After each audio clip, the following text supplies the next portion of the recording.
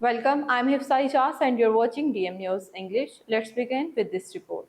Lord Qurban Hussain praised Pakistan's role in promoting global peace and stability during a debate at the British Parliament's House of Lords. Speaking on May 21, 2026, he commended Pakistan's diplomatic efforts to reduce tensions between the United States and Iran and support wider peace invitations in the region. He said Pakistan's role had helped create conditions for a ceasefire while discussions on a broader peace agreement were still continuing.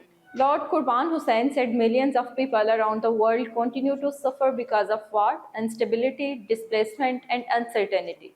He expressed concern that the United Nations has again failed to prevent major global conflicts effectively, despite its responsibility to protect peace and uphold international law. His remarks highlighted the urgent need for stronger diplomatic action from Britain and the wider international community.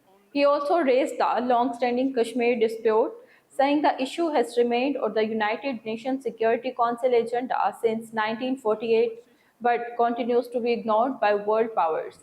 Lord Qurban Hussain voiced concern over the human rights situation in India-administrated Jammu and Kashmir, referring to allegations of excessive force, unlawful arrest, and restrictions on journalists and human rights defenders.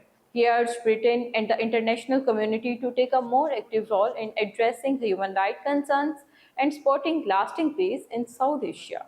The consequences of a war between two nuclear countries, India and Pakistan, can be far worse than these conflicts. In conclusion, my lords, we can either invest in diplomacy now, or wait for the next crisis to invest in damage control.